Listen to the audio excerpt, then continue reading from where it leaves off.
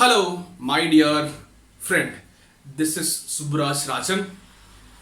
கோவை மாவட்டத்தில் ஒரு 10 வயது சிறுமி கடத்தப்பட்டு பாலியல் வன்கொடுமை செய்யப்பட்டு கொலை செய்யப்பட்டார் அப்படிங்கிற ஒரு செய்தி இப்போ தமிழ்நாடு ஃபுல்லாக பரவிட்டு இருக்கு. இந்த மாதிரி ஒரு பாலியல் சம்பந்தமான ஒரு குற்றங்கள் நடக்காம இருக்கிறதுக்கு நம்ம ஒரு ஐடியாஸ் கேட்குறோம், என்னென்ன பண்ணலாம் அப்படின்னு கேட்கும்போது நீங்களும் சில ஐடியாஸ் சொல்வீங்க, நானும் சொல்வேன், நிறைய ஐடியாஸ் நம்ம சொல்லிட்டு இருப்போம். ஆனால் இந்த எல்லா ஐடியாஸுமே பார்த்தோம்னா ஒரு ரெண்டு விஷயங்களுக்கு கீழே தான் வரும். அந்த 2 விஷயம் என்னன்னு சொல்லும்போது அறிவு, ரெண்டாவது பயம். ஒரு அறிவு சார்ந்த ஒரு திட்டங்களை பார்த்தோம்னா கொண்டு வரணும். எதற்காக? மாதிரி பாலியல் வன்கொடுமை எப்படி நம்ம செய்யாம இருக்கிறது நாம இன்னொருத்தருக்கு, அல்லது எப்படி பார்த்தோம்னா நமக்கு இன்னொருத்தர் செய்யாம நம்ம தடுக்கிறது அப்படிங்கிற ஒரு அறிவை மக்களுக்குள்ள ஒரு விழிப்புணர்வா கொண்டு போய் சேர்க்கிற மாதிரி திட்டங்களை அரசாங்கம் கொண்டு வரணும். உதாரணமா செக்ஸ் எஜுகேஷன் அப்படிங்கிற ஒரு பாலியல் சம்பந்தமான ஒரு கல்வியை நாம வெறும் ஒரு பாடமா மட்டும்தான் ஒரு புத்தகத்துல வச்சிருக்கோம். மாணவர்களுக்கும் இளைஞர்களுக்கும் பார்த்தோம்னா அது ஒரு கல்வியா ஒரு அறிவா போய் சேருதான்னு கேட்டா ஒரு கேள்விக்குறிதான். நான் 9th படிக்கும்போது அந்த ரீப்ரொடக்டிவ் சிஸ்டம் இருக்கும் இல்லையா, இனப்பெருக்க மண்டலம் அப்படின்னு ஒரு பாடம் இருக்கும். அந்த பாடத்தை என்னுடைய சயின்ஸ் டீச்சர் பார்த்தோம்னா நடத்தாம அந்த பேச்சை திருப்பிடுங்க அப்படிங்கிற மாதிரி சொல்லிட்டாங்க. இந்த மாதிரி மாணவர்களுக்கும் இளைஞர்களுக்கும் பார்த்தோம்னா பாலியல் சம்பந்தமான கல்வி, காதல்னா என்ன, அந்த ஒரு பருவ காலங்களில் வரக்கூடிய அந்த உணர்வுகளை நம்ம எப்படி கையாளணும் அப்படிங்கிறத நம்ம ரொம்ப எஃபெக்டிவா அதற்குன்னு ஒரு திட்டத்தை நம்ம உருவாக்கி நம்ம சொல்லி கொடுக்கணும், அதை உணர்த்தணும். அவங்களுக்கு வெறும் படிச்சு நாம எக்ஸாம் எழுதணும்னா நாங்க மார்க் போடுவோம் அப்படிங்கிற ஒரு பாடமாக இந்த ஒரு பாலியல் கல்வியை வச்சிருக்க கூடாது. ஒருவனுக்கு ஒருத்தி அப்படிங்கிற ஒரு கான்செப்டை பார்த்தோம்னா மக்களுக்கு நடுவுல நம்ம கொண்டு போய் சேர்க்கணும். அதாவது நம்ம ஒரு ஆணையோ ஒரு பெண்ணையோ நம்ம கல்யாணம் பண்ணிட்டு நாம் அவங்கள வாழ்க்கை துணையாக ஏற்றுக்கிட்டு நம்ம வாழ்ந்து ஒரு குடும்பத்தை அமைச்சு அந்த குடும்பத்தில் நம்ம வாழும் பொழுது எவ்வளோ நம்ம நிம்மதியாக இருப்போம், எவ்வளோ மகிழ்ச்சியாக இருப்போம் அப்படிங்கிறத நம்ம பார்த்தோம்னா ஒரு சொல்லி தரணும், மக்களுக்கு உணர்த்தணும். சப்போஸ் நாம் ஒரு சின்ன ஒரு பொண்ணையோ சின்ன ஒரு பையனையோ நம்ம பார்த்தா கூட நமக்கு அவங்க மேலே ஒரு பாலியல் வன்புணர்வு நம்ம செய்யணும்னு தோணுதுன்னு வச்சுக்கோங்களேன், நம்ம டைரக்டா நம்ம என்ன பண்ணணும், ஒரு மனநல மருத்துவர் இருப்பாங்க அல்லது பாலியல் ரீதியான ஒரு மருத்துவர் இருப்பாங்க, அவங்கள அணுகி நம்ம பார்த்தோம்னா ஒரு ஆலோசனை பெற வேண்டும். அப்படிங்கிற விஷயத்தை நம்ம பார்த்தோம்னா மக்களுக்கு நிறைய விழிப்புணர்வு ஏற்படுத்தணும். அதே நேரத்துல மக்கள் இந்த மாதிரி இருக்கக்கூடிய ஒரு மருத்துவர்களை ரொம்ப எளிதா போய் பார்க்குற மாதிரி ஒரு சூழ்நிலையை இந்த ஒரு அரசாங்கம் ஏற்படுத்தணும்.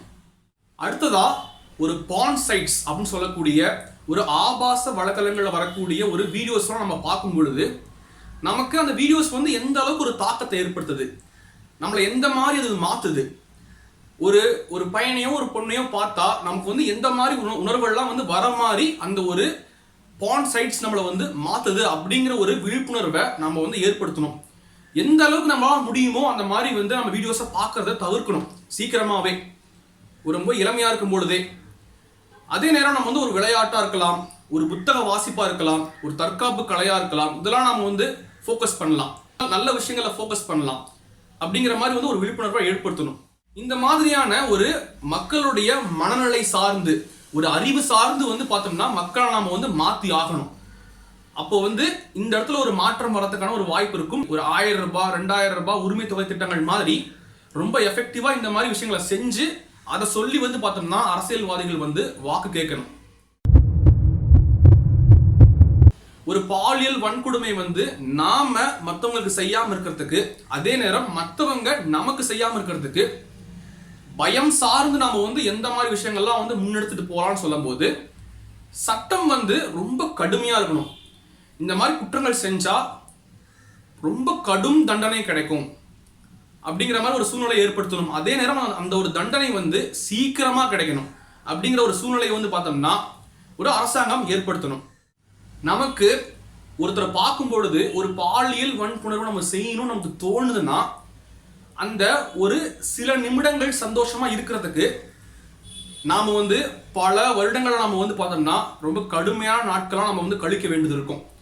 நம்ம அந்த ஒரு தவறு செஞ்சதுக்கு அப்புறம் நம்ம வாழ்க்கை எப்படி மாறும், நம்ம வந்து உயிரோட இருந்தா கூட நம்ம வாழ்க்கை எப்படி இருக்கும், எவ்வளவு கஷ்டங்கள் நம்ம அனுபவிப்போம், நம்ம வாழ்க்கை எப்படி தலைகளா மாறுங்கிறத வந்து பார்த்தோம்னா மக்களுக்கு நாம வந்து உணர்த்தணும். அடுத்ததா வந்து ஒரு பாதுகாப்பை வந்து பார்த்தோம்னா அதிகரிக்கலாம்.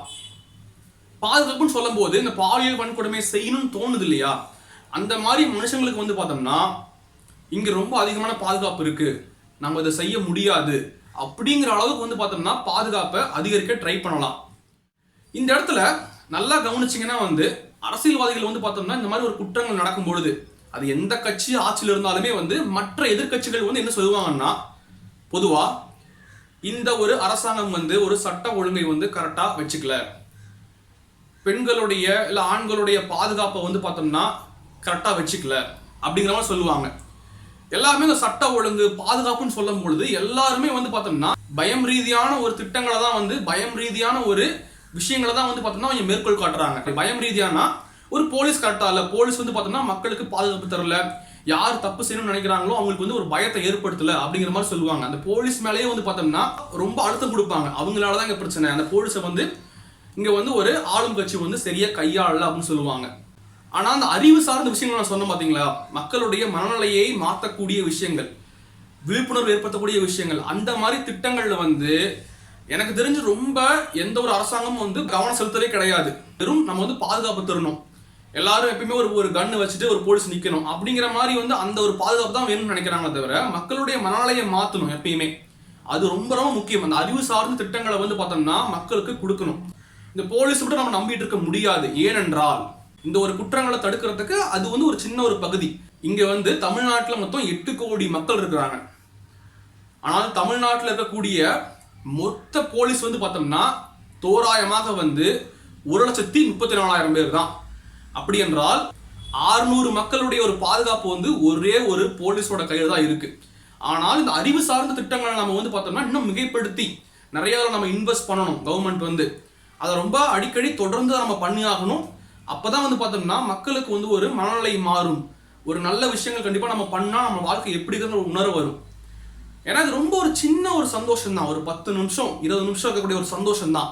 ஆனால் அதற்காக இங்க நிறைய வாழ்க்கையை நம்ம கஷ்டப்படுத்துறோம், அதே நேரத்தில் நம்ம வாழ்க்கையை நம்ம வந்து கஷ்டப்படுத்திக்கிறோம் அப்படிங்கிறத நம்ம புரிஞ்சுக்கணும். அந்த அறிவு சார்ந்த ஒரு திட்டங்களை வந்து பார்த்தோம்னா கவர்மெண்ட் வந்து கொண்டு போகணும். அதுதான் வந்து உண்மையாலும் வந்து இங்க ஒரு பெரிய ஒரு ரோல் பண்ணும் இந்த ஒரு குற்றத்தை வந்து குறைக்கிறதுக்கு அப்படின்னு நான் நினைக்கிறேன். உங்களுடைய கருத்து என்ன? நீங்க எந்தெந்த விஷயங்கள்லாம் வந்து பண்ணலாம்னு ஆசைப்படுறீங்க? உங்களோட ஒப்பீனியன்ஸ் என்ன? எந்த மாதிரி திட்டங்கள்லாம் வந்து கொண்டு வரலாம் நீங்க என்ன நினைக்கிறீங்க அப்படிங்கறத கமெண்ட் செக்ஷன்ல சொல்லுங்க. நம்ம நெக்ஸ்ட் ஒரு நல்ல வீடியோல பார்க்கலாம். நன்றி.